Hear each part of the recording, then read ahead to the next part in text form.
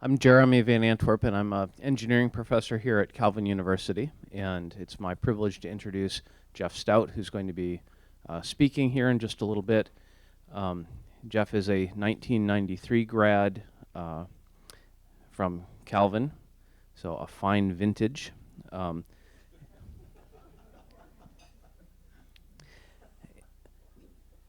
He had a BS in engineering and a BA in philosophy, and has a master's in science in engineering management from Western Michigan University. His career has principally been involved in designing and developing innovative cockpits and automotive interiors for Johnson Controls, and now Yanfeng Automotive Interiors, where he is currently the executive director of research global innovation. More importantly, this tells me, Jeff's parents met at Calvin, making his appearance this morning possible. Jeff lives in Burton Heights with his wife Deanna, 2 sons, 1 foreign exchange student from China, and 1 resettled refugee from Eritrea. With 4 teenage boys living under one roof, the house has developed, he says, quote, a signature scent. They also have a son at Spring Arbor and a daughter at Anderson University. Outside of automotive work, affordable urban housing is a core interest of Jeff's. So join me in welcoming Jeff Stout.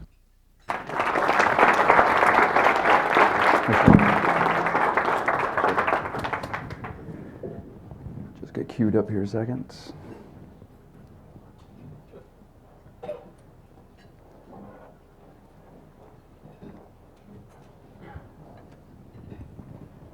All right, thanks everyone for allowing me to speak to you this morning.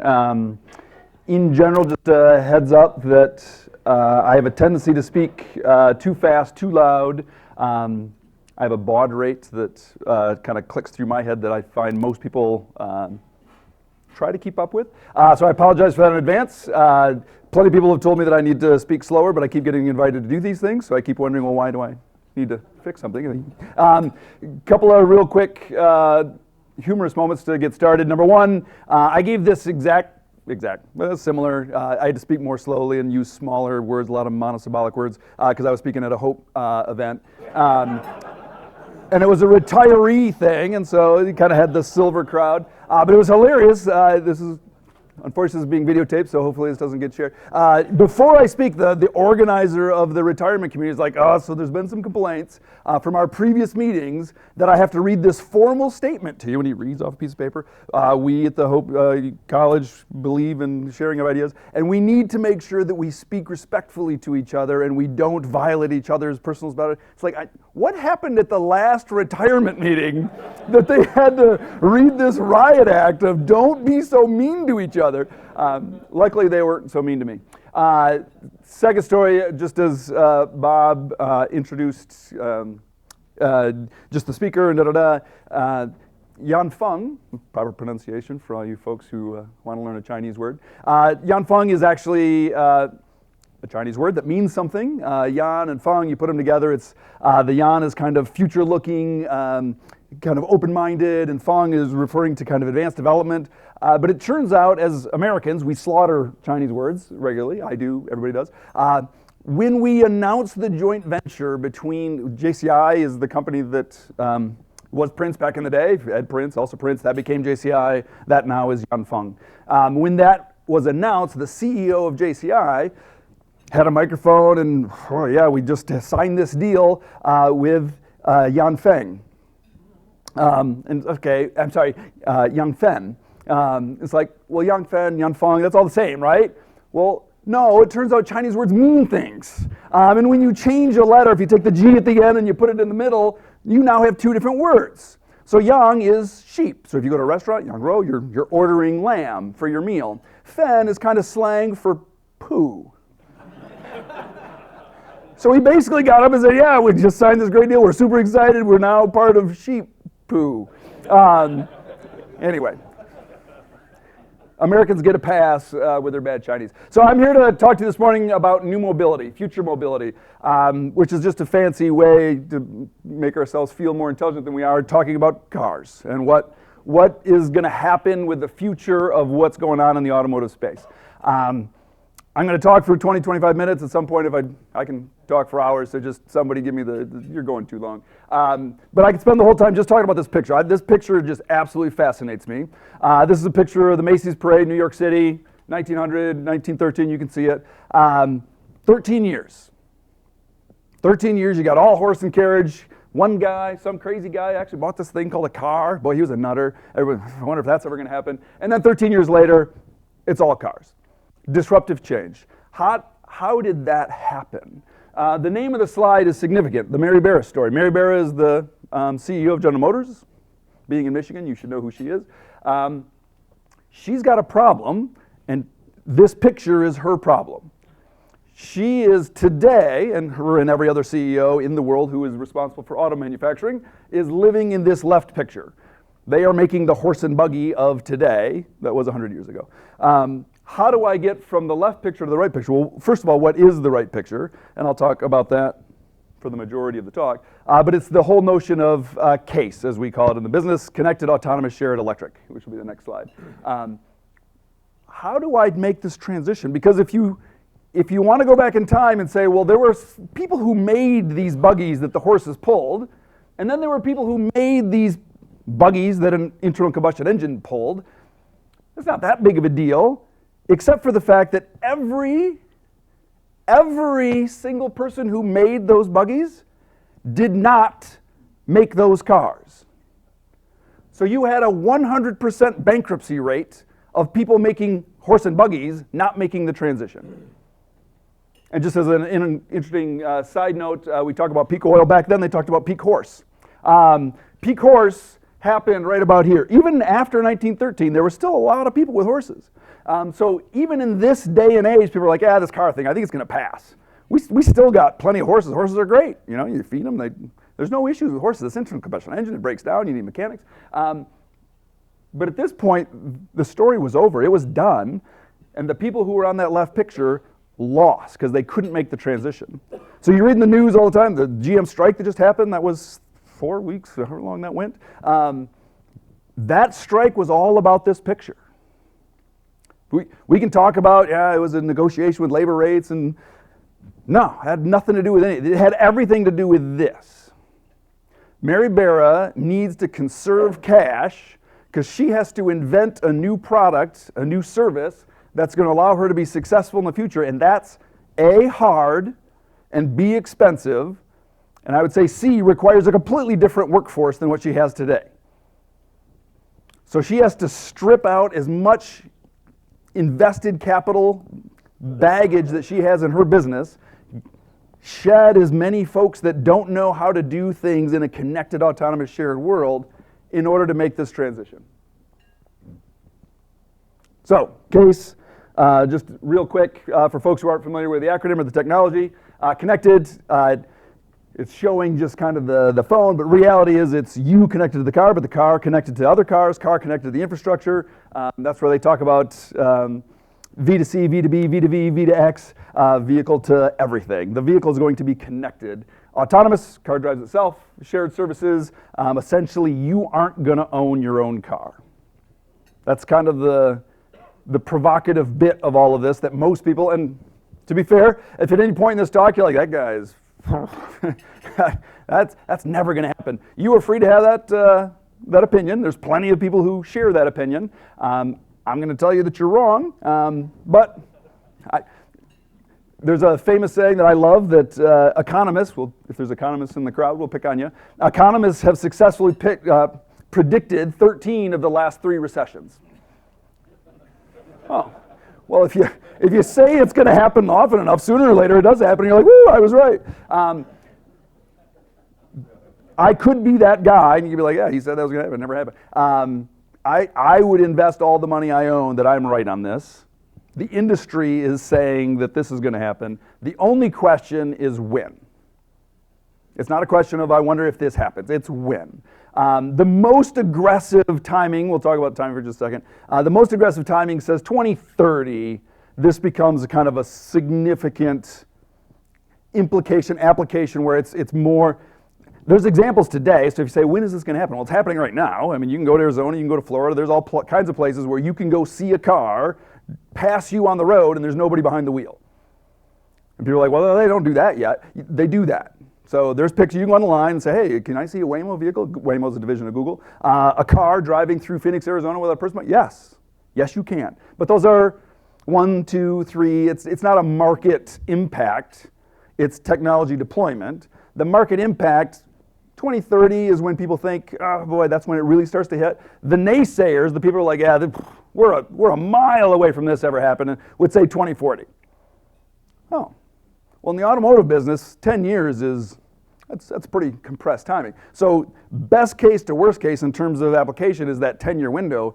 Who cares? I don't care if the aggressive or the conservative is right. It's happening for me, it's happening right now, because I got to be prepared for 10 years from now relative to capital investments for our business.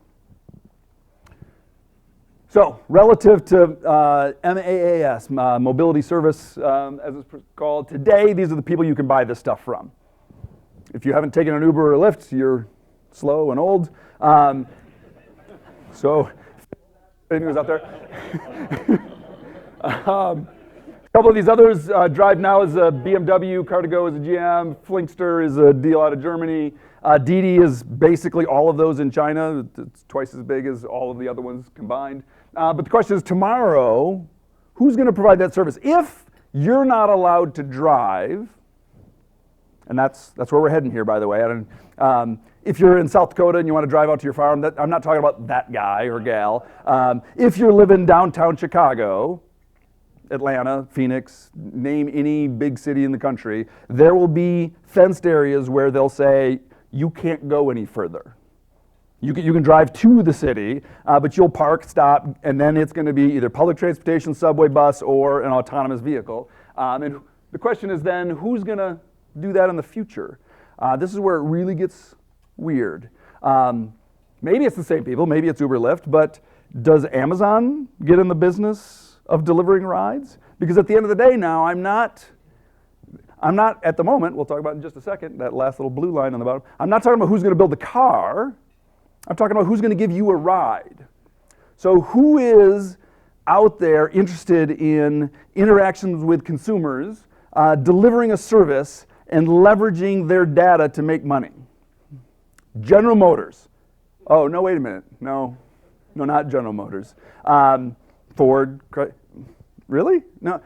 Maybe Booking.com. And these are people who are in the business of providing services and leveraging data. Are they going to be providing the ride? Don't know. We do know that a lot of these folks are investigating what it means to provide the service. The dangerous question is the one at the bottom. And it's the one that keeps me up all night, and probably should keep more people up all night, because the reality is, how does BMW make money? Don't know if anybody here drives a BMW, but if you do, the reason why you bought a BMW is because you perceive yourself as a BMW kind of person. And you want to see people with a BMW parked in your garage, and you want people to see you getting out of your BMW. I'm a BMW guy. That is who I am. If I take my phone and I say, I want to go to the opera with my wife, I need a car to pick me up, do I go to BMW and say, I want the BMW car? It's a ride. Now, maybe I want to show up in style, but brand? There's no longer a connection. BMW makes money selling you their brand. If that brand is now irrelevant, what is BMW selling? Does BMW make the most cost-efficient mode of transportation? No, that's never been their thing. And frankly, it's no automaker's thing. You could say, well, General Motors, they're cheaper than BMW. General Motors is trying to sell you brand. You never see a commercial on TV that says, hey, we make a really interesting car that is very... That's not what they're selling. So in the future, if these people are delivering the ride and they're going to own the vehicle, you all aren't. You're not buying a car anymore, which is the last slide in the presentation that I probably will run out of time before I get to. What does that mean for car dealerships, car loans, insurance? If you're in any of those businesses, your world's going to get changed. Positively or negatively, I can't say, depending on what business you're in. Those things all radically go away. including the car makers. There is a really smart woman that I was talking to. She was the CEO of a company called NIO, startup Chinese automaker. She actually came out of the software development. She said with a straight face, and I'd never forget this conversation, it was probably 2 years ago, she said, by 2030, 2040, somewhere in that time frame, every automaker you can name is going to be out of business. And I was like, Padme, come on, that's great stuff. No, but there is no business path forward for any automaker, this is her words, to be viable in that time frame. With all of their structural costs, they will not provide the car that the mobility service provider is going to want to buy. And you're starting, frankly, to see the rumblings of this. I don't know if you guys read automotive news stuff. FCA just partnered with Peugeot, PSA. Why did they do that? Well, because they need scale. Why do they need scale? Because they've got to invest a ton of money, going back to that picture, to get from left to right. I had a conversation with a German executive just the other day. There's an expectation in Germany that BMW and Daimler are going to merge. Those guys hate each other. They're the enemy. Why would that happen? Because they all know that if they don't do something, they are going out of business. And most of the world is like, oh, autonomous, that's cute, that's kind of fun. If you're in automotive making cars, you are scared to freaking death because you have an existential crisis on your hands. And they're all trying to figure out a way to get from the left picture to the right picture. But if history's any indication, most of them aren't going to make it. A couple of slides in terms of why. Why is autonomous, connected, shared, all that noise? Why do we care? Governments care for two reasons. Number one, here, we kill a ton of people. 40,000 people a year in the US. We've been doing that for years. Whatever, no big deal, 40,000 people. 40,000 people. I can't get my head around it, honestly. If you work in the airline business, this is where I just think of any other industry. If you're like, yeah, you know, you're going to get on this plane, but there's a reasonable chance, because every year 40,000 people die in plane crashes, we wouldn't have an airline industry. People would be like, bag that, I'm not getting in that stupid plane. But because we get into a car and we think, well, it's the other guy who's the idiot, I'm not an idiot, I'll be fine. And the reality is we're all collectively bad drivers, to the tune of 40,000 people. And we're some of the best drivers in the world. If you look at the little chart that's pretty unreadable down there, 1.25 million people every year. That's not a one time or in a 10-year window. Every year we kill over 1 million people. That, as a government, that's unacceptable. There's got to be a better way. And the reality is this number is starting to poke down a little bit with some of the adaptive cruise control, lane keeping, etc., taking a little bit of the control out of your hands. It's getting better. To get to anything meaningful, we've got to take all of the control out of your hands. And that's where this is headed, is to say the car is going to be a better driver than you are. No offense. Second one is urbanization. So this is, I believe this is just, the US, but the global chart looks exactly the same. We used to be overwhelmingly rural forever.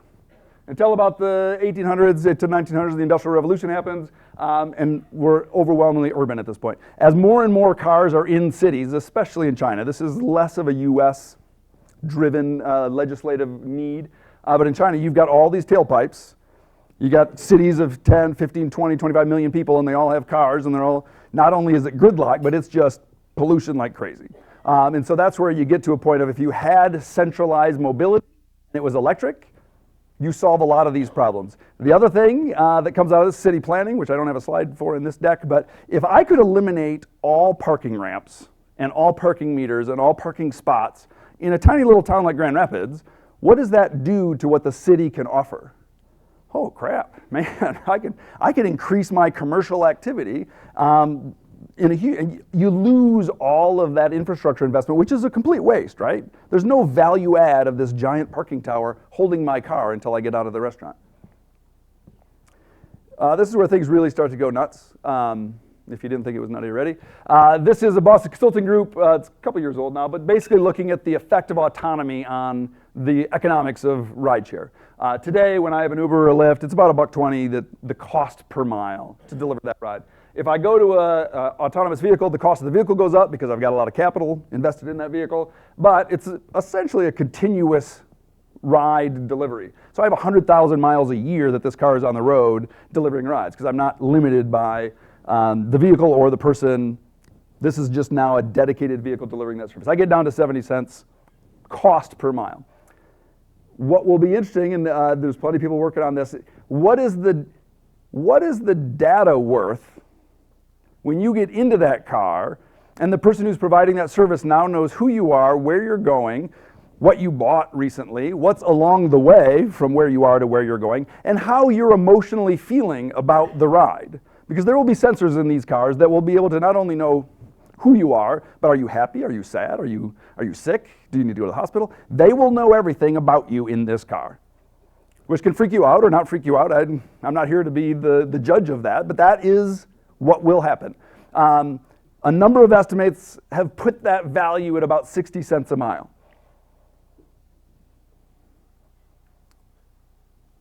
If the car costs 70 cents a mile, and the value that the service provider gets is 60 cents a mile, you're approaching a free ride where they'll say, just take it. And there's plenty, and you can say, it's crazy. There's plenty of models of this where Starbucks will say, hey, if you sign up and blah, blah, blah, I'll get you a free coffee as long as you let me see your data. Oh, free coffee, I'll do that. They did a study, actually, pick on Starbucks for a moment. They did a study, I forget what city, but they did that where they said, hey, we'll give you a free coffee if you give us access to your entire world. And so when I say, hey, these car companies are going to be able to know kind of what you're doing, and they'll have access to your data, it's a little bit creepy. Starbucks voluntarily said, hey, if you give me access to your data, I'll give you a $4 cup of coffee. What was the take rate of people who were offered that proposition? Huge. You can't make a number bigger because no one said no. Well, yeah, free cup of coffee, I'm in. Boom, I'll take it. So you're like, well, nobody was going to do this. No, everybody's going to do this. If you offer an 18-year-old kid a free ride, if you can have access to what's on his phone, he is not going to say no. Which leads to, John Ellis was a guy who worked at Ford, and he was kind of laying the groundwork for this several years ago, of basically saying, yeah, I don't, and to be clear, I don't know that it actually will be a free car, because if I can charge you, I probably will. The damaging question is, that 60 cents a mile of data acquisition and monetization, who's going to be able to do that? Again, I'm asking the same question I asked before. Ford? Is Ford going to convert that data into 60 cents a mile, or is Google? Oh, Google's been doing that on their search engine forever. That's been free forever, and they make unbelievable amounts of money by giving you that free service. So again, the fear goes now back to, if I can have a 60-cent cost advantage per mile, yeah, maybe I only use 10 cents of it to lower the price to beat the other guy. But it's another enabler for data companies to win in this space. So what do these cars look like? This is my personal favorite. This is the IKEA car. This is what IKEA hopes the car looks like, because it's loaded with IKEA furniture. Isn't that awesome? I doubt that will actually be a car, but these are a couple of images from a couple of CCS, Center for Creative Studies in Detroit. Kids, renderings of what they think future mobility would look like. Kind of a space, clean, not a lot there, same. I always like to ask this trivia question. So this is a separate student, separate image. The connecting factor between this picture and that picture, anybody want to? The plant. I love that. Every future vehicle apparently is going to have a plant. Who knew that was going to be the defining feature of future mobility? But as I look at this image, I find it to be strangely compelling of, boy, there's just something very alluring about that, as opposed to what I did this morning of driving down Burton. So just a few minutes on what YF is doing. YF is the American cheat way of not having to mispronounce Yanfeng. So what is YF doing? We're constantly looking at, we do interiors, so just a real 3 or 4 slide window into kind of my world. We don't create the algorithms for the autonomous drive. There's really smart technical companies doing that, trying to figure out how to get the car to drive itself. We don't figure out the batteries for the electric vehicle. We're worried about what's happening on the inside of the vehicle. What's nice about that is that, again, going back to that example of I'm going to the opera, Today, people primarily care about a few things before they care about the interior. So I care what the car looks like. I care about how big the engine is. I care how safe it is. And then I care about what happens on the inside of the car. So I was number 4. You could say today I'm still number 4. Tomorrow, I'm not going to care what the car looks like. I could care less how many horsepower it is. It's not my car anyway, and it's just going to go puttering down the road. In fact, it's probably going to be electric, but if it's electric or not electric, I don't care. It's just taking me somewhere. And so what is that? All of those priorities today go away. The only thing I care about in the future is the comfort and convenience of the experience. Is it nice when I get in? Does it do what I need it to do? Am I just going around the corner with a buddy? Do I want kind of the microbus as cheap as possible, or am I going out on a date? What am I going to use the vehicle for? I will summon the vehicle I want that's going to provide the experience that I want to have on the inside of the car. Because again, the car isn't going to say anything about who I am. There's no longer any brand perception. It's only about, is it doing what I want it to do? So for us, there's a couple of high-level things here. Quality of life is consumer research that we did, that things are changing in terms of how people perceive the quality of their life, which is essentially getting to this bottom one, object versus experience. Today, I like to buy stuff. Today being yesterday up till today. And that's transitioning into, I don't want to own anything. I just want to have the experience. And so you can kind of fade it out there, the vehicle. That was my childhood. Man, someday I could drive that. That'd be unbelievable. Kids today don't think about, wow, I want to own that. They think about, boy, can you imagine having an experience with friends where we do this thing? There's a ton of research on the transition from object ownership to experience. Another one is the analogy of our lives today. When I go to a restaurant, when I go out on my boat, when I go to a coffee shop, I always have a choice. I either choose to go sit where I can mingle with people and see people walking past and I have this outward-facing experience, or I say, hey, I want to have kind of a moment. I want to be quiet with my girlfriend, my whatever. I want to do something private. And so in a restaurant, I sit out on the patio or I get a booth. On a boat, I'm sitting out on the deck as I go through the channel, or I'm down underneath and I say, I don't want to be part of that. We think that's going to translate now into the vehicle as well. A couple of quick slides of stuff that we ideated around, and I put these in primarily for this crowd because this is local. All of this work was done in our Holland team. The team's been there for decades doing this kind of stuff, again, under Prince and JCI back in the day. The people building all of that stuff leading to this vehicle, which essentially is saying, hey, up front, I've got all this glass, outward facing, kind of sitting at a coffee shop, watching the world go by, or I can be in the back on a sofa, having a conversation with a friend. Is that gonna happen? Don't know. But it's instructive, I would say, that this is the opposite of the IKEA car. The IKEA car is a car that IKEA had that said, hey, here's all the stuff I have, I sure hope you buy it. This is our view based on a ton of research that says this is what we think people are gonna want. And if this happens, this is horrible for my business. The stuff I make today is not in that car. I do a bunch of interior stuff in your car. If you think about your car, the door panel, the thing, all the stuff around you isn't in that picture. So I've got a few $100 million worth of capital on the ground that's not necessary anymore. So now it's not just Mary Barra who's got to go from the left picture to the right picture. I got to figure out how to go from the left picture to the right picture. Because at what point do I tell my executive team we have to abandon $1 billion in capital and invest a new couple $100 million in capital to get ready for that? Well, really smart leaders would say, no, because I need to make money today. And that transition can bankrupt you, which is why people have a hard time making the transition from being a stable business today to being a business tomorrow. Last couple slides here. These were stolen from R.J. Scringier, who's the CEO of Rivia. Rivian's an electric truck manufacturer that's getting started on the east side. Super smart guy. If you ever get a chance to have a chat with him, MIT grad. His vision, he's a little more colorful than I am, his vision associated with this whole topic, he draws a clothing analogy. Today, this is what you have. You out there, I've got a Pacifica minivan. I don't, heavens, but I'm sure one of you do. This is the Pacifica minivan. If you want to go to the beach, what are you going to take?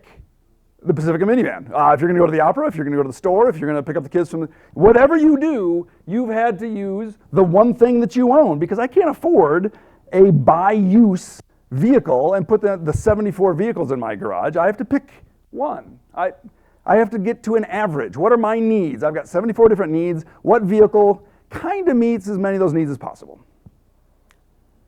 I always love the vehicle distribution in the infinite tomorrow because you can always be right with the infinite tomorrow because it turns out we never actually get there. But his point being that in the end, this is the world we look like in mobility in the future.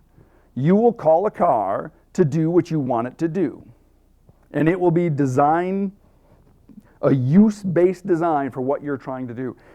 And none of us know exactly what level of granularity that gets down to. Will there be an ESPN car that takes you to the game? I think there will be.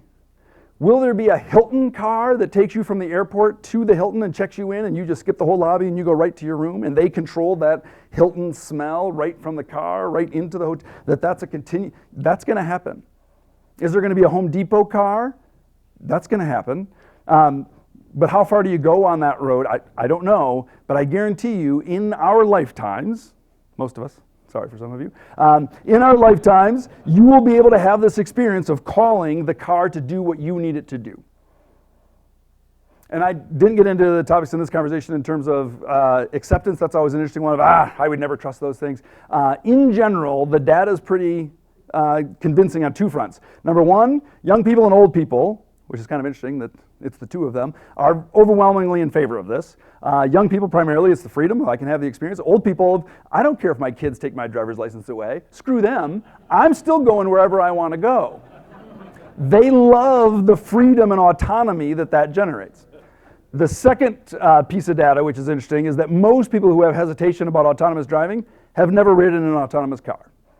The data is overwhelmingly step function of if you haven't had the experience and then you do, you go from I will never do it to actually that wouldn't be so bad, which is the reason why we have autonomous vehicles in Grand Rapids driving a circuit. It's not to make money, it's to get people familiar. It actually gets referred to as the autonomous petting zoo. The goat is kind of scary until you walk up and you're like, oh no, it's kind of actually cute. It's not such a bad thing. And so you just need to have that experience of warming up to what does that mean to ride in an autonomous vehicle. Normally my last slide, I'll have just a real quick overview that I referenced earlier. This is one that I always try to end with because people always have this experience to this discussion of, yeah, I heard what you said, that's great. You talked about that a year ago, and now a year later, I still don't see it. And this is in the news all the time. You'll see headlines. Look up autonomous vehicles online and see what people are saying. I guarantee you the first article that will pull up is autonomous vehicles post-hype.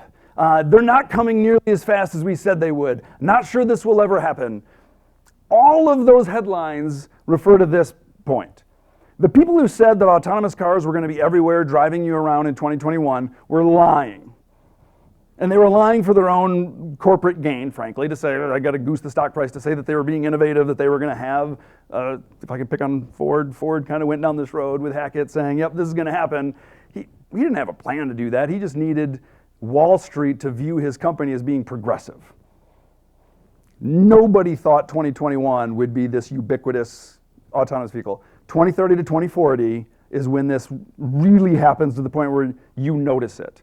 My expectation, and I can be wrong on this for sure, my expectation is that in that range, 11 to 20 years from now, we're having this conversation and we are talking about this like we talk about the phone today. You guys have had smartphones forever, right? I mean, I don't even remember ever not having a smartphone 10 years ago, right? I mean, it's such a part of our lives that our memories have truncated everything before the smartphone. Well, we've always had it. That's a lie. We've only had it for a handful of years. 10 to 20 years from now, we're going to be having that same conversation of, do you remember driving yourself? Yeah, seems like I remember driving myself. It'll be this sense of it's always been this way very quickly. So the only thing I wanted to end with, just because I think I'm not talking to a bunch of automotive folks, so I usually try to slip this in. What does this mean for everybody else? It turns out that automotive case touches a lot of people. I can read them for you. City light plan, power generation, gas stations. I'm not going to have gas stations. I'm going to have centralized charging stations for these mobility service providers. Drivers, traffic monitoring, parking monitoring, traffic judges, car dealers, car manufacturing. Again, I already touched on that. It's probably going to be some kind of a sled that somebody makes, but probably not a manufacturer today. Me, how does it affect me? Auto mechanics. Oh, I should probably stop on data analytics. That's the one positive story. If you have kids and you wonder where there are going to be jobs in the future, there are going to be a bazillion jobs in data analytics. These cars, and it's not just cars, it's other parts of society, are going to generate data that someone has to figure out what to do with. If you're really good at that, you will make more money than you know what to do with. Car insurance, garage repurposing, I love that one. If you don't have a car, you don't need a garage, but I got a garage, so what am I going to do with it? There's going to be a lot of man caves out there. Just tell you right now. Rental car, the fleet maintenance, how do you keep these cars on the road? Recycling, that's a fascinating one. Today, an interior of a car at the end of life, when you get done driving and you bring it to a junkyard, that goes in a landfill. The primary reason why it goes in a landfill is because there's no economical way to get that stuff out of the car and back to a manufacturer to reprocess. If I have a single owner who owns 100,000 vehicles and all of those vehicles are getting reprocessed at a central location, oh, well now it's not so hard to strip that out, send it back to me, I reprocess it. So there's an environmental story here as well of end of life is going to look way different in this world. Financing, I always poke at Gentex because those are a bunch of ex-JCI guys that are way smarter than I am.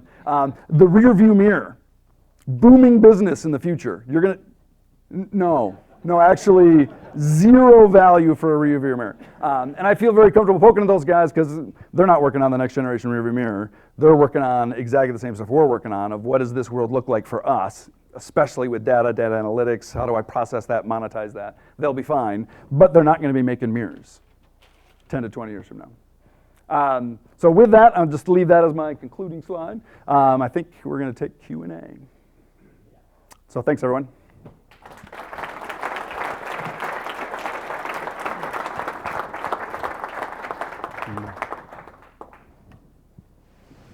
Yeah. So, what role would the government play? Microphone. What role will the government play in terms of slowing down this transition? Fascinating question.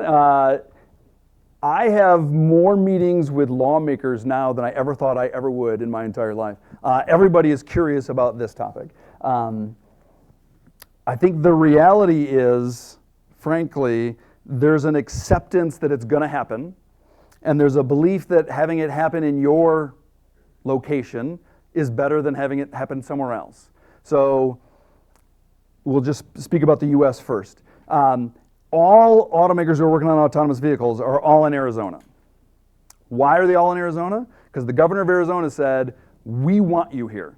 And I don't know the deal that got worked out, but I suspect that the deal has liability coverage that says if something bad happens, the government, the state of Arizona will be on the hook for that, not you. We will indemnify you and we will handle that court case.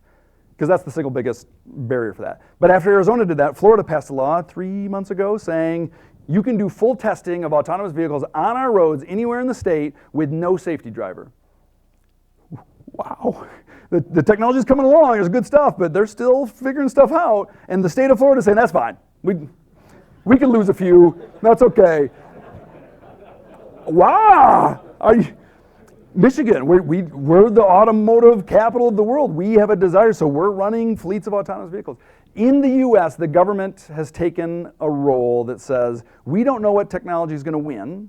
And I've got a bunch of other talking points that I didn't want to get into today in terms of who's going to win relative to the autonomous portion of that. Google is by far in the lead in terms of the technology of figuring out how to drive the car autonomously. But we don't know if it's going to be a LiDAR-based solution or if it's going to be a satellite-based solution, which is more of what Tesla is doing. And so the government is saying, hey, you guys try all your stuff, which I would argue is a very uniquely American perspective. Let us know who wins, and then we'll legislate around it. In Europe, as you can imagine, it's the exact opposite. Europe is saying, okay, industry, what do you think is the best thing? Okay, we're going to legislate around that today and tell you, hey, we're all in on that. Which way is the better way? We'll find out. And then in China, somewhat a hybrid of the two, although they have the authority of being a single-party system that says, right now we think this is a good idea, we're going to do that. And so In China, the introduction of the electric vehicle, for example, if you look at electric vehicle penetration rates, China's gone from 0 to market leader in months. Every top EV selling car in China is a Chinese brand car. Because the government had incentives and da-da-da, and they said, we're going to do that. And boom, they did it. So what's going to happen with autonomous? The same. The government's going to say, oh, this makes sense. We're going to do it here. We're going to geofence this part of Beijing off. That's going to be autonomous only, and it's going to happen in a day. Things happen in China at speeds that make your head hurt. So Tesla said they were going to have a plant in China, right? Hey, we should have a plant in China. 9 months later, they got a plant. If you went to Ford and said, hey, we're going to build a plant, how long do you think it's going to take? It would take them a year just to get the permission to make a plant, and then the government, and so Tesla's going to build a plant in Europe. That'll be fascinating if you want to watch kind of a drama unfold, because Europe's going to say, this has got to take about 20 years, and Tesla's going to say, we want to do it in 6 months. Who wins? Now, I would say it's fascinating that the governments in Europe don't want to lose either, and they know Tesla is progressive, provocative, driving change that they want to see. So does the European governments embrace Tesla? Or do they say, hey, you are a threat to my indigenous automotive companies. I'm going to keep you at arm's length. That'll happen in the next 12 months. You read the news, you'll find out who won that battle. My vote is with Tesla. They win a lot. I don't know if people love Tesla or hate Tesla, but the track record of Tesla getting their way is a pretty stunning track record of they find a way to get there. I think you were first.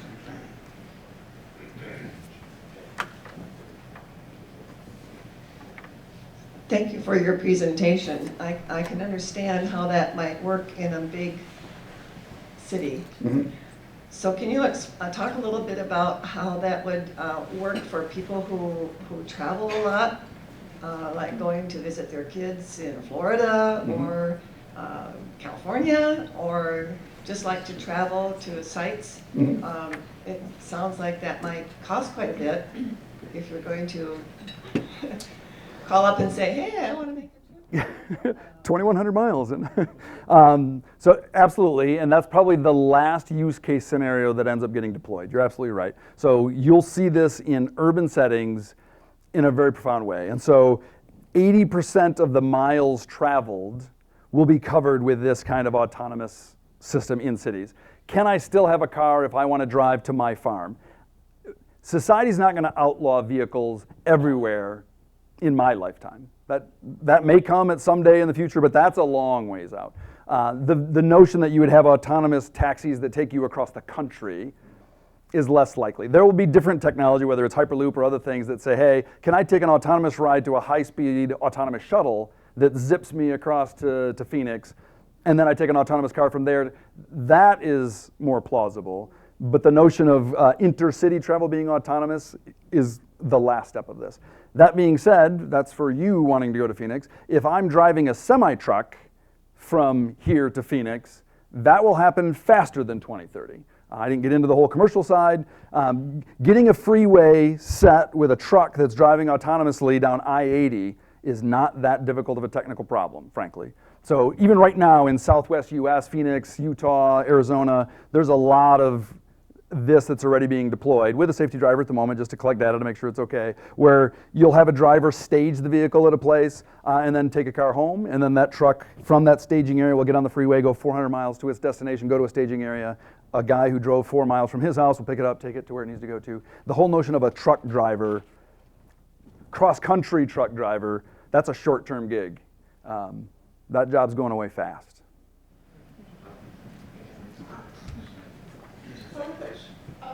This is a fascinating presentation, and I like your energy, and I love the thinking that you've caused us to do this morning. But when you talk about the labor force tied to the education, what are your thoughts in terms of the people that need to be educated in this new industry, and then what do educators do to front load that? So a couple thoughts on that. I would say, number one, just personal. I'd like to be as transparent as possible. I'm a generally right-leaning political person, but the whole idea of a basic minimum wage makes more and more sense to me all the time. the notion that we are going to be stripping jobs out of the economy because of this, I think, is real. And how do you deal with that as a society is a fascinating philosophical discussion. So thankfully, I got that philosophy degree, which honestly, as a sidebar, has been far more useful in my career than my engineering degree. In terms of thinking through this stuff, requires far more philosophical thought than engineering thought. But practically, I would say there's a couple of things. Number one, I don't know if people know Glenn Stevens. He's responsible for Mich Auto, does great stuff for automotive space in the state of Michigan. He has a huge push for educational kind of reform to say, in the state of Michigan, we're losing workers fast. Our high school graduates are way down and continue to go way down. Our college graduates go down, and the ones who do graduate tend to leave the state. This is a huge problem for us. And the main educational need, I would argue, is a philosophical or a mindset change that says, if I go to Calvin and I want to get an engineering degree and I teach Jeff Jr. how to be a really good engineer, that's nice, but you're doing a disservice if you don't include in that a sense of, so what are you going to invent that's actually going to start a business that's going to service, because all of the jobs I described that are going away, I can't really put a picture up there of all the jobs that are going to get created because I don't know what they are yet. And if we're not preparing our kids to be able to survey that landscape and say, hey, it just seems like there's a need for X, and nobody's satisfying that need for X, I think I could do that. That is the absolute number one need that we need to be able to teach our kids. John McElroy runs a TV show in Detroit. I was having a conversation with him the other day. The analogy he used, which I think is spot on, exactly correct. If I, in Detroit, as a worker, am driving to work on the way to my work in the morning, and I have this idea, and I say, man, I think this could be a really cool idea. What do? I hurry up and I get to work so I can tell my boss, because if my boss hears it and he thinks it's a good idea, my company might do it and I might get a plaque. Success. A guy who lives in Sunnyvale, California has his idea on his way to work. He turns that car around and goes home and says, I am starting a company. Silicon Valley is Silicon Valley single-handedly because of that. The cultural notion that I can change the world as an individual because someone's got to do it. Why not me? And I would argue we have a problem in Michigan, and we have a much bigger problem in Indiana and Ohio. Nobody from Indiana and Ohio in the crowd, where there's this sense of, hey, who's gonna hire me? There's gonna be less and less big companies out there hiring people, and more people saying, I'm gonna provide a service. If you go back, there's a fascinating book I read not too long ago. You go back 100 years ago, Ohio, from Dayton, Ohio up to Detroit was Silicon Valley. Delco Electronics, that we think of, well, that's an old company that actually went out of business. They created electronics because there was this new thing called a car, and they needed electrical things. And so there was a couple of guys in Dayton, the backwoods of Dayton, who said, hey, and suddenly you've got Delco Electronics, and then you get Sylvania, because we need headlights for cars, and so the Sylvania brothers developed the technology. We have to go back 100 years and say we need to be that corridor 100 years ago today, because now we've got a new thing. It's not the old car. How do I provide the technology and services that new thing is going to need, and how do we develop that here? That's what we need in our education more than anything else. I'm wondering how big oil is going to play into this, because 4 of the top 10 corporations in our country are oil. I have a feeling they're not going to want this to happen. So now you're getting into that hope conversation where I'm going to say some stuff and then you're going to get mad. It's a fascinating one, honestly, to watch, because again, I'm internal combustion engine or electric powertrain. I don't know that I care so much, but I care in the sense that it's the space that I live in. There is no financial motivation today to make an electric car. I think I can say that pretty confidently. Globally, the total number of electric cars penetration rate is 1%, something like that. So if you were going to develop a car, if you were a smart businessman, if you were developing a car, you would develop an internal combustion engine car, because that's 99% of the market.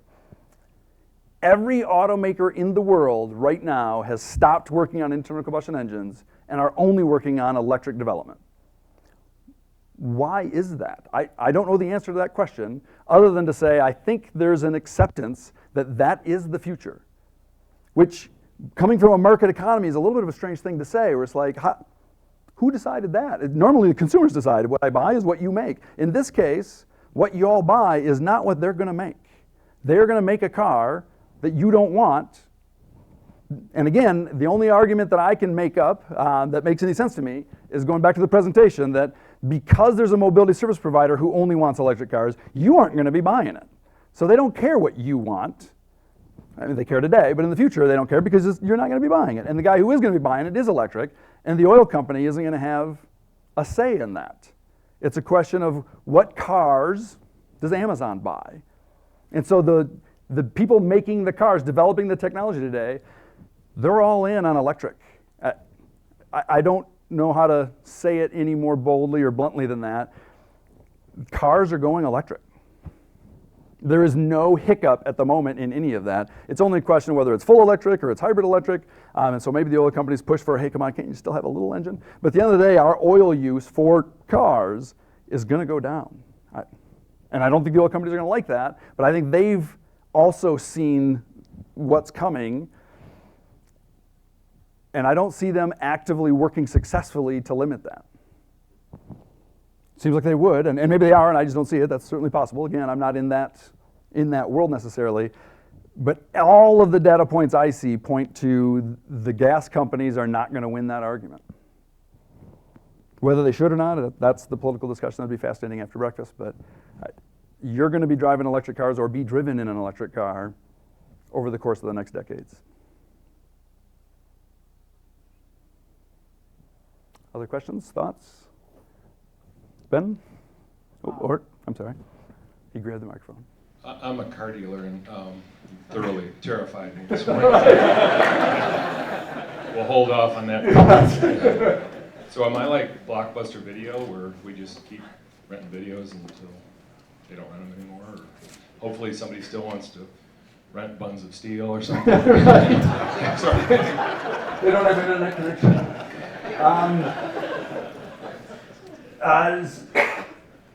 I'm trying to think of kind words. I think, honestly, I think you have a choice. That there's a fork in the road, and every company has this, that's in this space has this fork. Chrysler, as an example, they had a fork in the road that said, hey, this world's coming, what am I going to do? Chrysler said, I can't win. I am not going to be successful going down the road that Mary Bear is trying to go down. I'm skipping it. And so they didn't develop any autonomous systems. They didn't develop any joint venture partnerships. They invested a grand total of $0 in any of this. They have no electric, no case, every single letter of case, they have zero.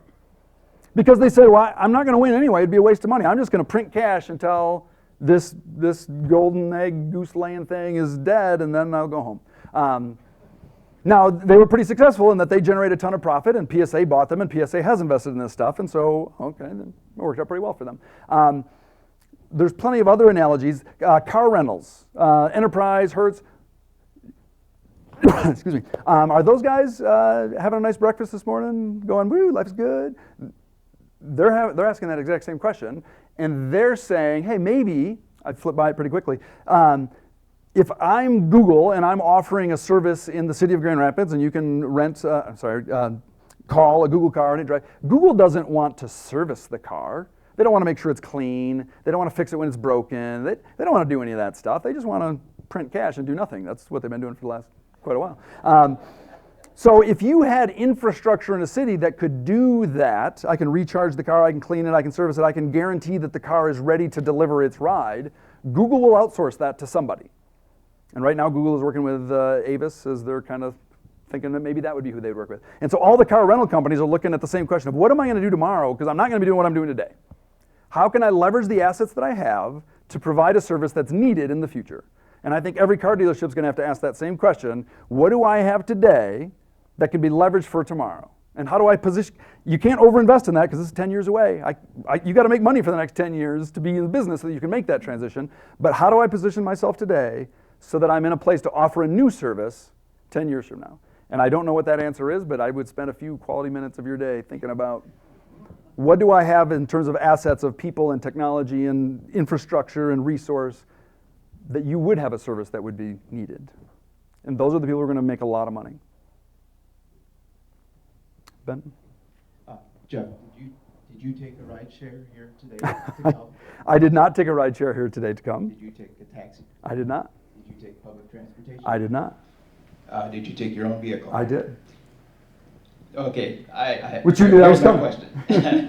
question. My question, and I'm glad the gentleman before me asked his question, is why do you think, even with autonomous vehicles, people will want to stop buying their own vehicle?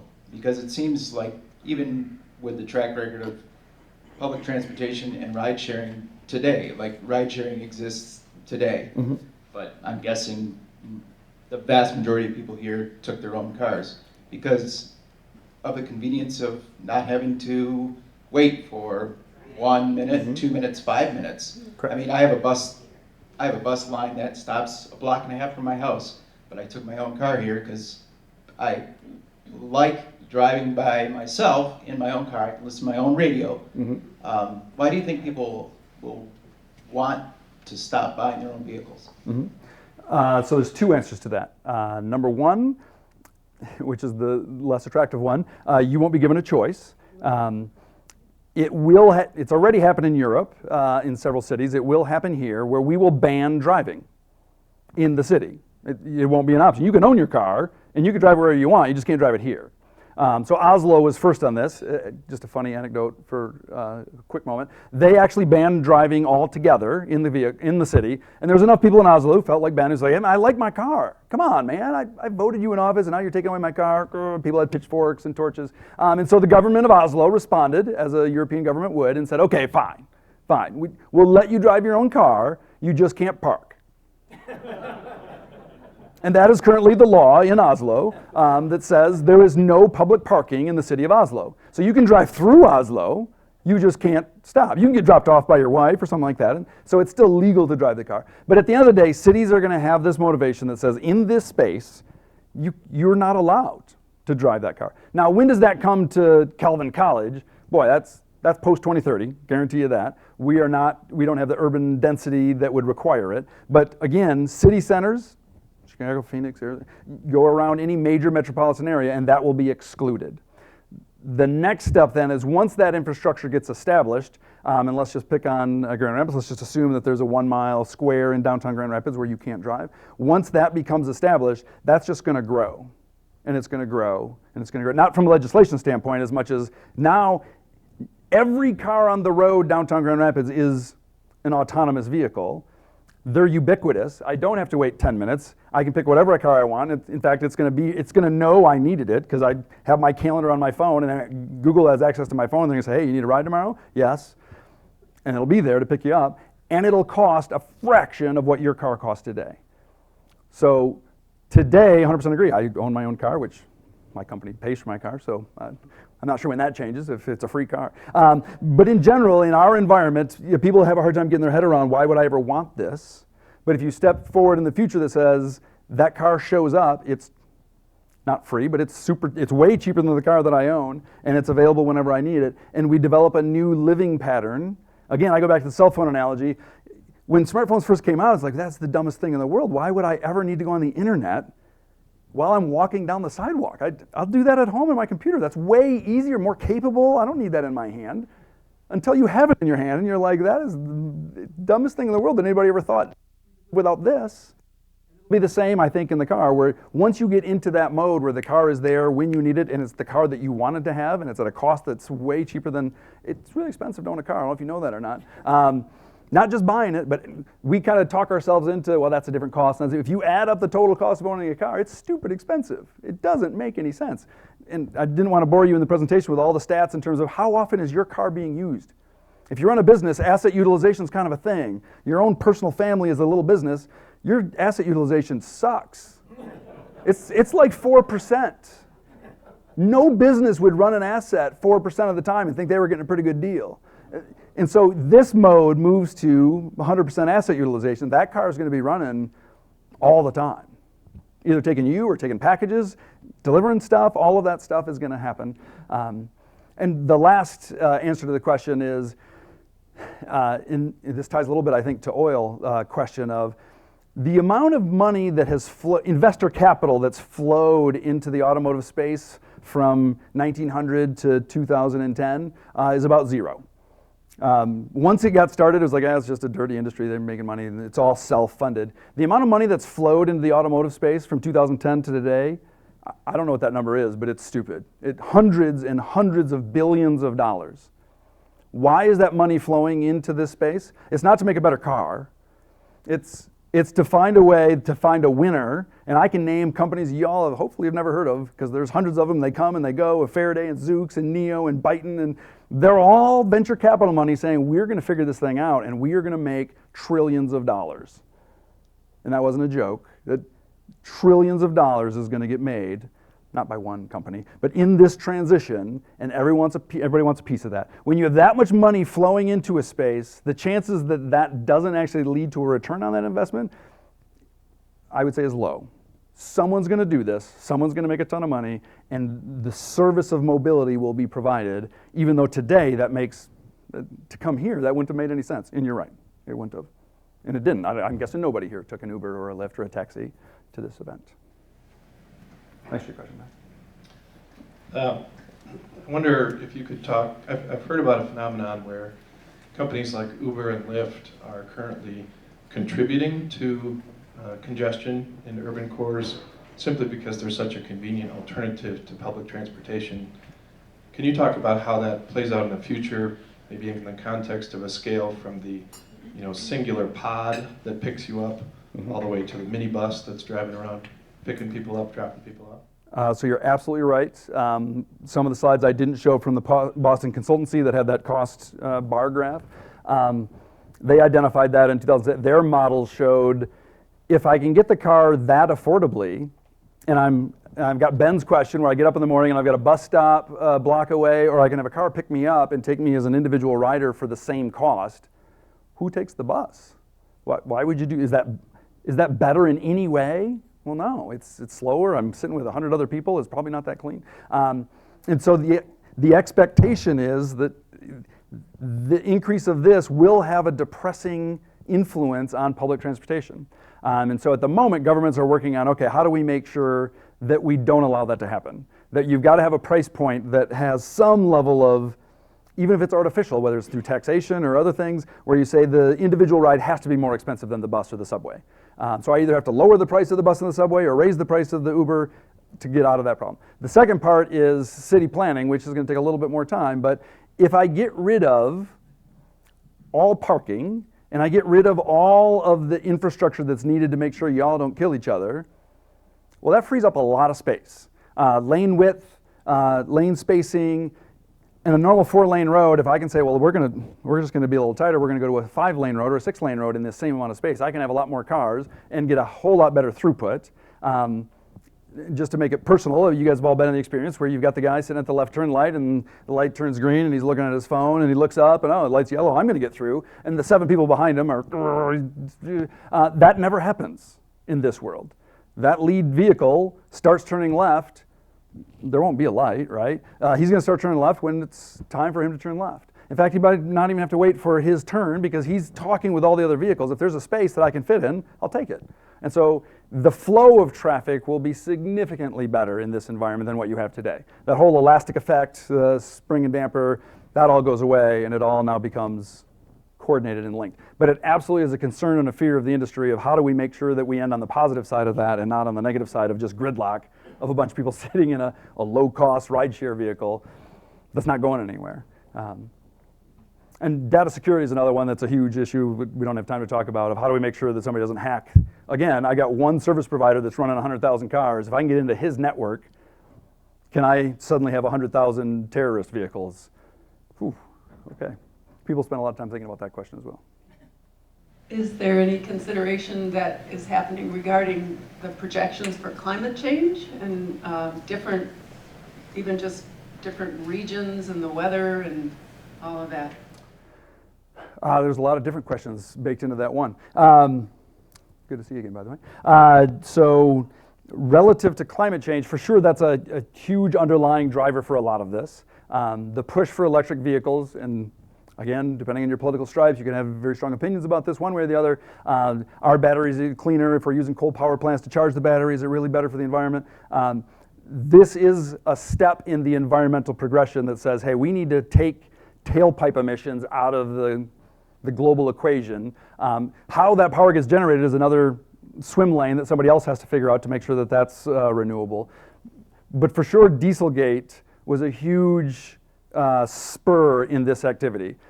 Diesel was Europe's solution for higher miles per gallon. You've got a diesel fuel that has large particulate, not to get a little wonky here on you.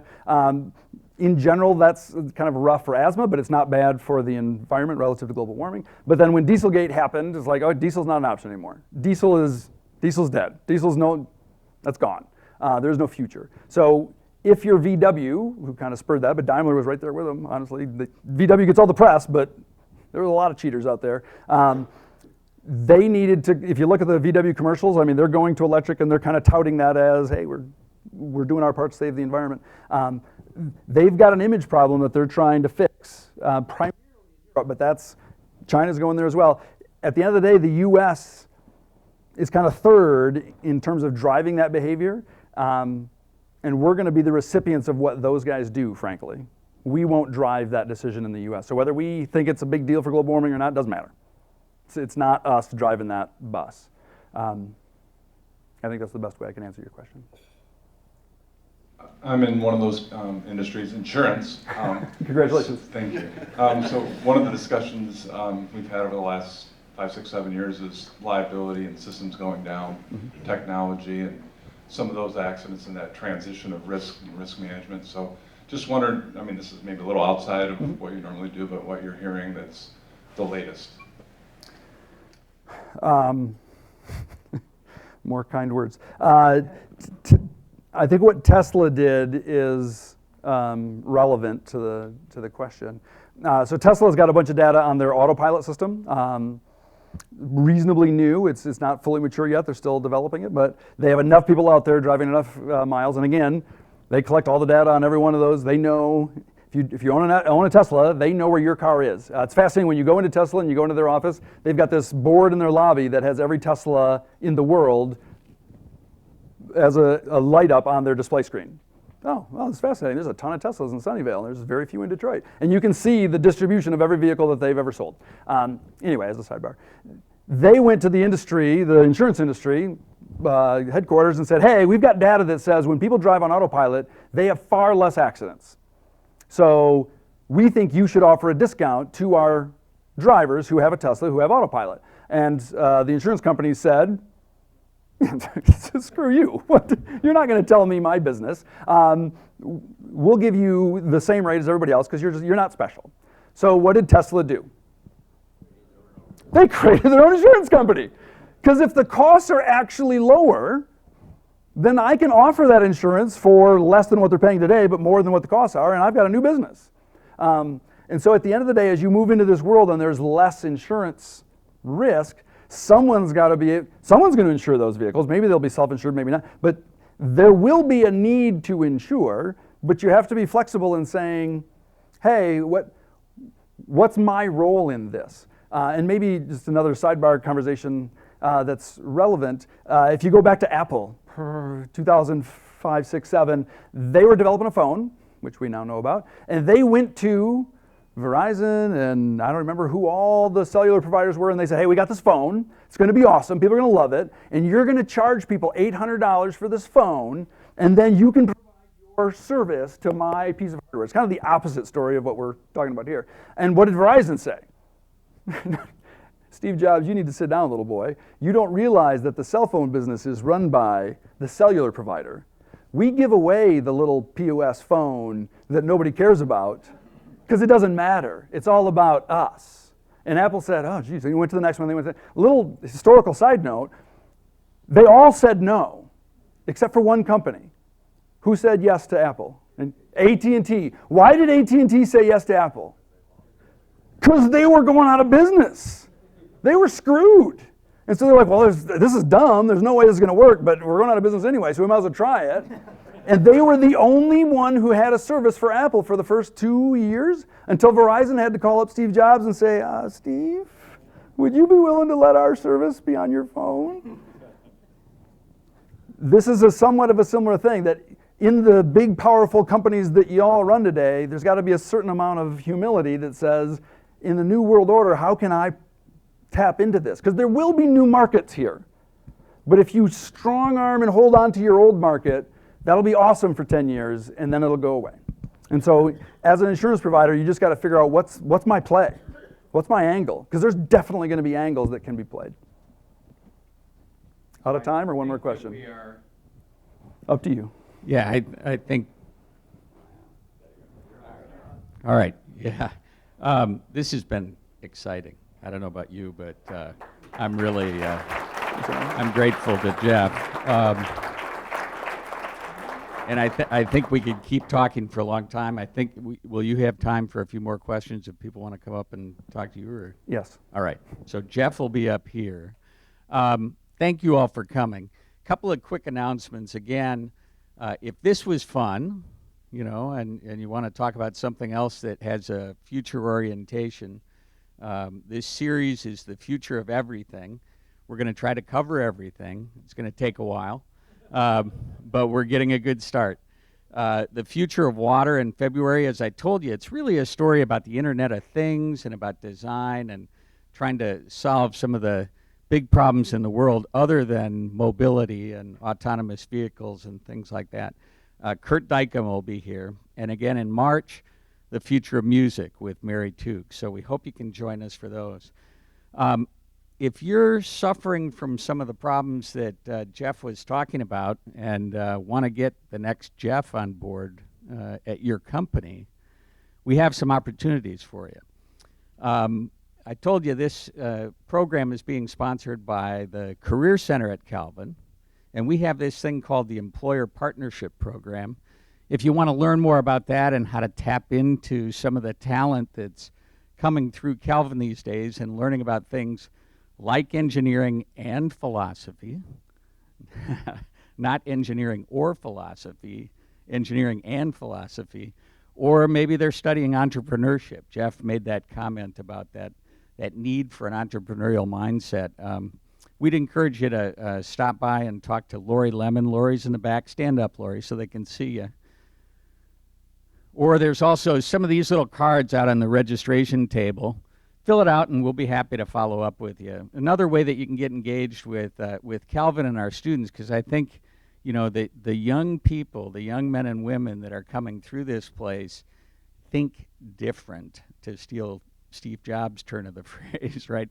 They think different about a lot of these things than we do, and they can be really helpful. So we've got opportunities for you and your companies to engage with our students doing a variety of things, including class projects. In our business program, we call them Calvin Action Projects. You can actually kind of hire a group of students to work on a problem for you. If it's a real business problem that you've got, we can put a group of seniors on it. We can have them look at marketing problems, things like that. We'd love to engage with you and your company, and it's really helpful to our students, and oftentimes it's a good way for you to get some fresh thinking. So anyway, a couple of opportunities for you. If you want to pick up one of these cards at the registration table on the way out, you can come and talk to me, talk to Lori Lemon. We'd love to engage you further. But thank you all for coming this morning. One more big thanks to Jeff Stout.